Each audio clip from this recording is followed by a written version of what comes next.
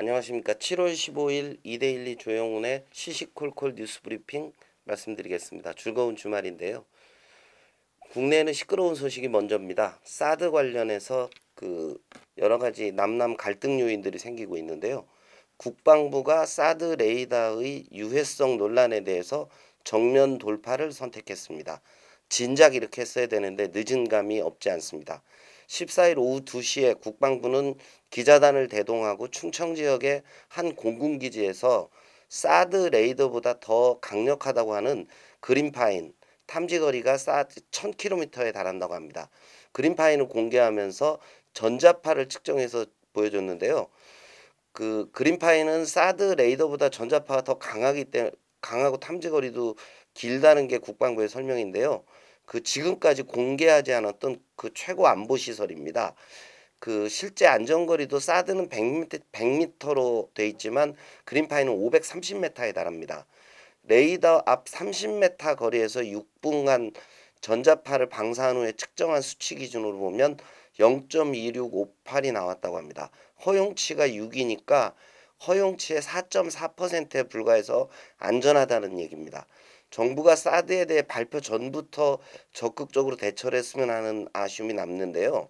그리고 사드는 남북과 미국, 중국 등 관련국의 군사적인 대립 측면도 강하지만 사실은 정치 외교적인 측면에서의 대립으로 봐야 하는 거 아닌가 이런 생각이 듭니다. 진경준 검사장 긴급 체포 소식입니다. 주식 특혜 의혹으로 검찰의 조사를 받던 진경준 검사장이 14일 오후 10시 55분 이금노 특검팀에 의해서 긴급 체포됐습니다. 특정범죄 가중처벌법상의 뇌물 혐의가 적용이 되는데요. 이날 13시간 정도 조사를 받던 검사장이 심적으로 흔들리는 모습을 보여 긴급 체포를 했다는 게 검찰 안팎의 얘기입니다.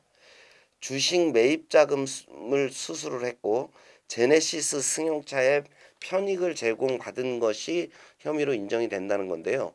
현직 검사장이 긴급 체포된 것은 헌정사상 처음입니다. 99년 조폐공사 파업유도 혐의로 진영우 전 대검 공안부장이 긴급 체포되긴 했는데 사표가 수리된 다음이었습니다. 프랑스에서는 잊을만 하면 테러로 의심되는 사고가 나오는데요.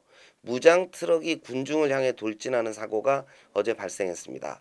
프랑스 혁명 기념일인 14일 밤 해안도시 니스에서 승합차 한 대가 축제를 즐기고 있던 군중을 향해서 돌진했는데요.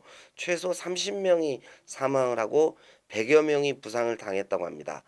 프랑스 당국자는 총격이 있었고 트럭 운전자가 사망했다고 얘기를 했는데요. 트럭 운전자가 돌진하면서 총을 쐈다는 목격자 증언이 있어서 이번에도 테러일 가능성이 커지고 있습니다. 경제 관련된 소식입니다. 현대상선이 기사회생한 걸로 보여집니다. 현대상선은 14일 해운동맹 중 하나인 2M과 동맹가입 합의서 즉 MOU죠. 합의서에 서명을 했다고 합니다. 세부 협상이 완료되면 현대상선은 내년 4월부터 해운동맹 2M과 공동 운항을 개시하게 됩니다. 해운동맹이 성사됨에 따라 현대상선은 2조 4,892억 원에 달하는 채권자의 출자 전환 및 유상증자를 통해서 사실상 정상화가 완료되는 단계에 들어갑니다. 최저임금 시한에 다가서고 있는데요. 최저임금위원회는 오늘 오후 제13, 14차 전원회의를 연속으로 열어서 내년 최저임금을 최종 확정하기로 했습니다. 공익위원들이 제시한 최저임금은 올해 최저시급이 6,030원인데요.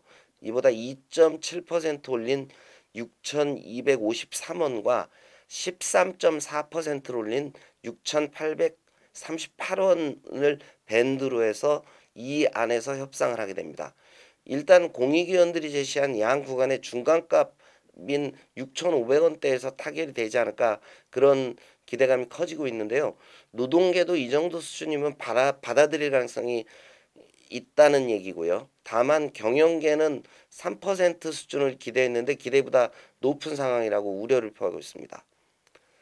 네이버의 자회사인 라인이 뉴욕 증시에 성공적으로 입성했습니다. NHN 주가에도 긍정적인 영향을 미칠 걸로 기대되는데요.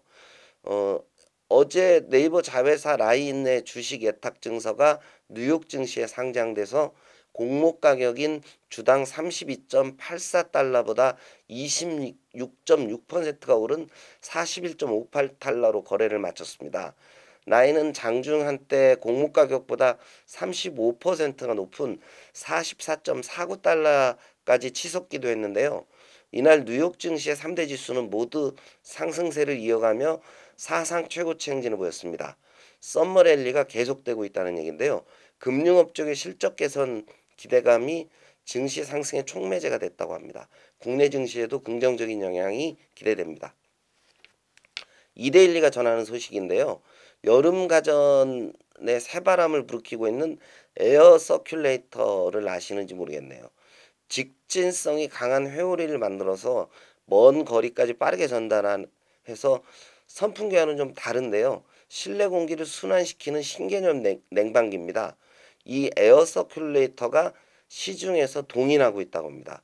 에어 서큘레이터를 만드는 파세코라는 회사의 관계자는 지난해 3,000대가 팔렸던 제품이 올해는 20배가 더 많이 만들었는데도 재고가 없다고 전하고 있습니다.